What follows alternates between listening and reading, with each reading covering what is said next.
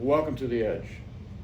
I want to thank you for coming. This show we're going to talk about, following what I'm saying now about subscribing and so forth. We do need your subscriptions, but what we're having to say in this next show, I think, will perhaps be a real revelation for you.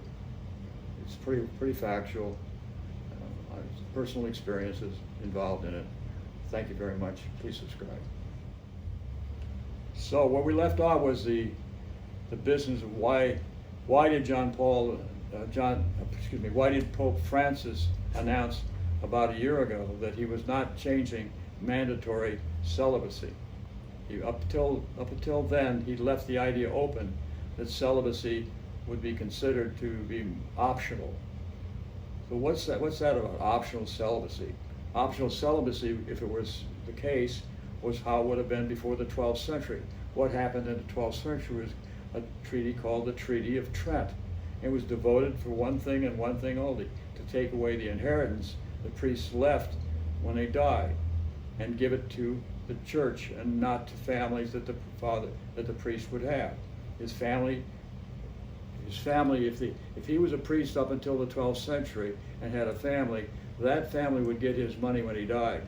But after that, all priests that came into the church had to be mandated as celibate. And in so doing, their monies were inherited directly into the church itself. This is the kind of corruption, petty corruption that is. They have all the money they would ever need. They built so many things prior to the 12th century, which is 1100 and 1100s, and it didn't need to happen. It doesn't need to continue. But for some reason, even this so-called liberal pontiff, Pope Francis, still can't let go of that for fear of something. He's guilty. In the Two Popes film, he admits that he was involved in moving priests around himself so they wouldn't be prosecuted. This thing has been, and Benedict is no better. I mean, there's two popes that are still in power. In a way, they're still protecting what they know. What Francis did recently, he threatened everybody out there now there's a new scandal they're coming up with that churches were using, and priests were using in Ireland and in France, using nuns as sex slaves. And nothing is surprising. The corruption at that end, the freedom and the power and the money that they've had to do what they chose, to encourage priests to become celibate or to be homosexual especially, and or pedophile if necessary. All the worst aspects of human behavior is being encouraged to this day, even by this Pope. So I thought Francis was more serious. I hope he changes his tune. But right now, he ain't whistling Dixie. He's whistling something other than that. Is Pope Francis a rapist? Is he a rapist? Is the current Pope a racist? R-A-P-I-S-T? Yes. No, I doubt that. But why not? He lets other people get raped. well, now you're talking about just like George Floyd. Somebody watched and let it happen. Somebody who watches and lets it happen is complicit. So in that sense, you're right, Alex. So we should fire my thought is we should fire every single person in the leadership that is not being a leader. Well, right now, on this point, on both ends, police and the Catholic. Here's a way to look at this, Alex.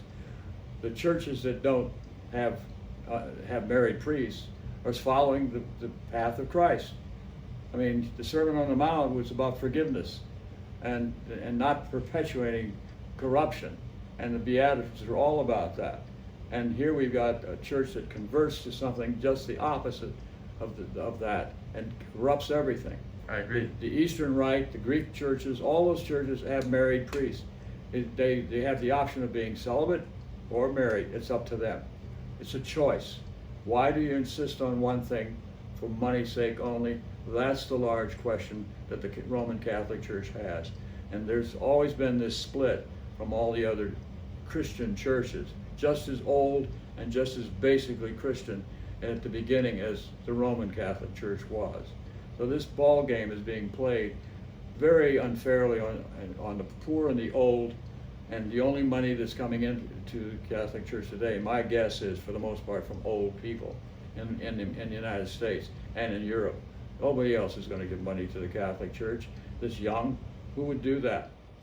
Unless you go to Africa, where the people basically don't know yet what's going on. This is a game that's being played at the expense of children. To this day, they can't give it up. It's like it's as though they're addicted. That's the only way. This is a sexual addiction that the leadership of the Catholic Church is really tucked in under their belts. They're Pretty selling seriously. water and calling it holy. Well, it's the unholy water of the Catholic Church is not having optional celibacy. It's criminal. It's called semen from a pastor. Well, And everybody's scared of the Catholic Church pastor, even the Christians. really. Yes, that's no Well, joke. you're speaking, Alex. That's a knowledge of fear. I'm speaking for the Christians. We all know the fear of the pastor of We're the having Catholic a Church. conversation past the camera, but so Alex is speaking out of sheer memory of situations that he experienced. I grew up in church. I'm just saying. I'm a cameraman. Sorry to interrupt the show, but this is a personal. Well, I won't go into depth, but I had to fight off an assault by a priest when I was 29 years old. Can you tell us about that, please? I think the world needs to know, especially in this show. It did happen. This priest set me up. He was a predator, no doubt about it. I was a designer. I did a lot of church renovations, did a lot of murals and artwork for the Catholic Church, things I believed in, and I did creative things for them. I made a lot of my living that way. But this priest commissioned me to do a painting for his family for Christmas, invited me to the rectory along with several parishioners, and a prime rib, I recall, and upstairs on the second floor of this very big rectory, priest's house, was the local dean. That's the dean of the deanery, and all of his friends were up there, and the local parishioners were down below. So we all shared in a prime rib and a conversation. So the night wore on till about 1 o'clock, and I'm talking. I never liked to talk much, but I seemed to get around to it. Nonetheless, that's what was happening. So I'm talking with this guy. He's 6'5", and I gave him the painting before, and so I go to leave, and I had to go out of the room and turn to my right to go to the front door, out of the vestibule, and he pins me against the wall. Now he's 6'5", I'm 5'9", and he weighs probably 250 or more, and he's pinning me, and of course he's reaching for my private parts, and he's also kissing me or attempting to, and I'm pushing, saying, "I don't think so, Padre. This ball game isn't played that way." And that's pretty much what I was saying, and I mean it. I don't want you to go any further with what you're attempting to do, because I'm not going to allow it. And that's what I had to say. And to distract from what he was doing, he says, "Oh, by the way, on your way out, will you check that light across the street?" As if nothing happened. He planned this whole damn thing, paid me the money to pay for the painting beforehand, and set me up to put me in that situation. So if he would do that to me, this guy's at the time about 50, I'm 29, and he would do that to somebody 29 years old, and I was an experienced person. Think about what he would do to little kids. His altar girl, no, there are no altar girls, they're only altar boys. Why don't they let girls be altar girls more often? Because, well, it's not as much fun. Maybe that's the problem, I don't know. Whatever your imagination tells you, it could be anything you can imagine. And why is that so much more fun? It's for fun because that's what they do. And they become what they do, and you are what you do, folks. And they are what they do. So having faith in this and this guy was a great speaker, by the way. And he was mesmerizing, he was that good. Very convincing, like he really believed what he said. I don't think he believed anything of what he said. That's the problem. How do you trust this? If you allow them to marry, and celibacy's optional, now you've got a genuine article there. But the way it is now, it's very far from genuine and very far from being trusted. And if you don't trust it, then you're going to invest in that. You're going to take part in it, and you're going to listen to that. I don't know. I'm very doubtful. And that's the reason I was threatened or warned that if I talked in any kind of media forum or put it out in a book, such as talking like I'm talking now, my life might be imperiled. So I'm putting this out there for that fact that the mafia and the church aren't so far apart.